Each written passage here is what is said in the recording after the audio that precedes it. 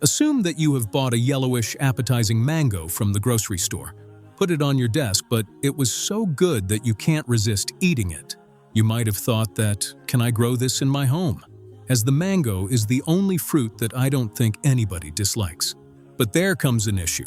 Not every mango could be grown in the homes. Some mangoes require special conditions, special care, and strong surveillance. These things are not known by normal people. But don't worry, I have got you, and in today's video, I will share 9 of the lazy mango trees that you can easily grow in your garden without any hesitation. Before jumping into the video, make sure to subscribe so that you do not miss any mango farming video that I will post in the future. Now, without wasting the time, let's jump into the video. Number 1 is the ice cream mango. Let's start with the most popular condo mango grown in America, and there's a reason it earned that title. Ice cream stays around 6 feet tall at full maturity, which makes it one of the smallest true mango trees available. And small is exactly what you want in a pot, because a smaller tree means a smaller, more manageable root system, which means less repotting stress for you. The fruit lives up to the name.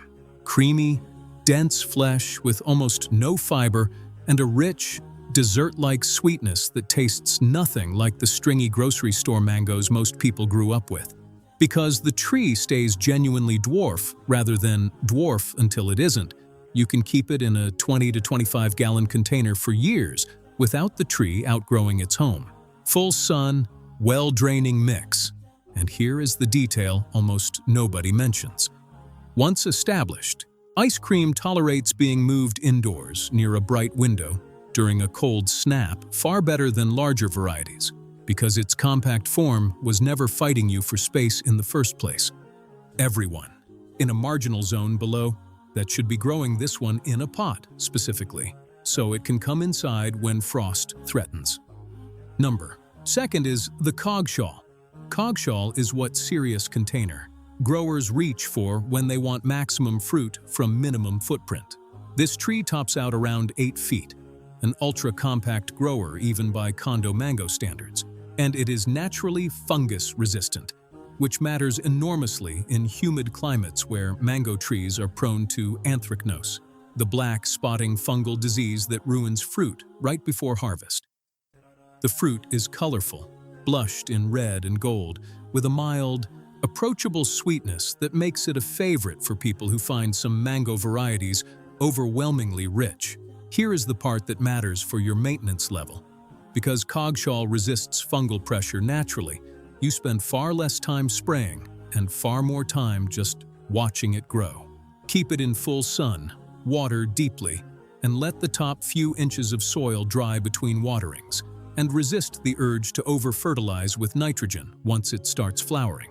That single restraint does more for your fruit set than any spray bottle will. Number 3 is Pickering.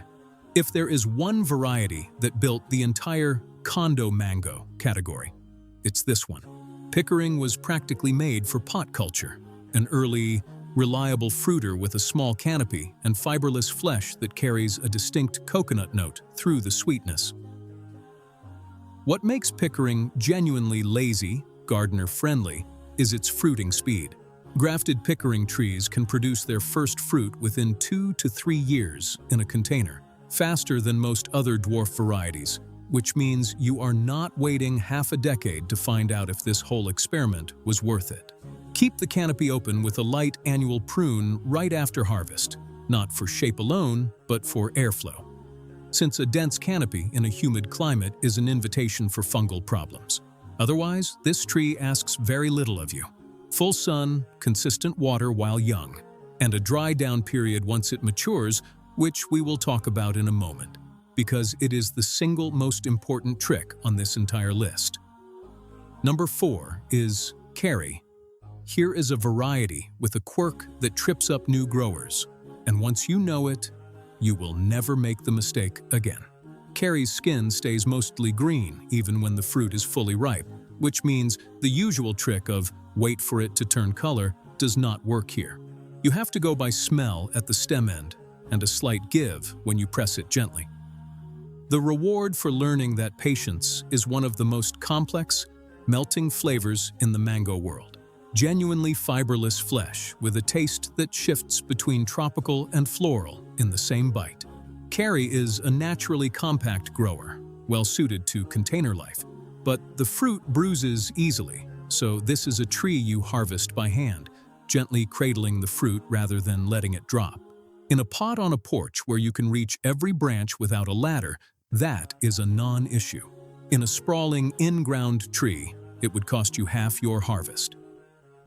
Number 5 is Doc Mai. This is the variety I point to when people say they want that specific Southeast Asian mango flavor, the kind served sliced with sticky rice across Thailand. Doc Mai number 4 is a slow, deliberate grower, and slow growth is exactly what you want in a container, because it means the tree spends years being manageable instead of racing to outgrow its pot, the way more vigorous varieties do. The fruit is honey-sweet, completely fiberless, with a fragrance that fills a room before you even cut into it. Because this variety grows slowly, you will repot it less often than almost anything else on this list, roughly every 2 to 3 years instead of annually, moving up 1 container size each time until you land in a 20 to 25-gallon long-term home. It is genuinely one of the lowest-effort mangoes you can grow, precisely because its unhurried nature works in your favor instead of against you. 6th number is Julie. Now here is a plant with a real personality and a warning label attached to it. Julie is the most beloved mango across much of the Caribbean, prized for a flavor that leans coconut and pineapple rather than the classic mango profile. Rich, complex, and genuinely addictive once you have had it fresh off the tree. But Julie is unusually cold-sensitive, more sensitive than most other varieties on this list. And that is not a flaw, it is information. If you live anywhere that sees a winter frost, Julie should never go in the ground. It belongs in a container specifically so you can wheel it into a garage or greenhouse the moment the forecast turns. This is the variety that teaches an important lesson about container-growing mangoes outside the tropics. The pot is not a compromise. It is the only reason this tree survives your climate at all. Full sun, protection below 40 degrees Fahrenheit, and a compact, manageable habit that fits comfortably on a patio. Number 7 is Fairchild. Fairchild ripens with a yellowish-green skin that can fool people into thinking it is underripe. So this is another smell and press, don't just look variety. Once you learn its rhythm, you are rewarded with fiberless flesh and an aromatic richness that punches well above what the modest-looking skin suggests. This is a naturally compact tree that stays well-behaved in a container without aggressive pruning, and it ripens reliably in the June to July window, giving you a predictable harvest date to plan around rather than the guessing game some varieties put you through. Balanced fertilizer through the growing season, then a switch to something higher in phosphorus and potassium as flowering approaches, is the only real intervention this tree asks of you. 8th number is Irwin. I want to talk about Irwin because it solves a specific problem. Most compact mango varieties are modest producers, trading fruit quantity for small size. Irwin does not make that trade.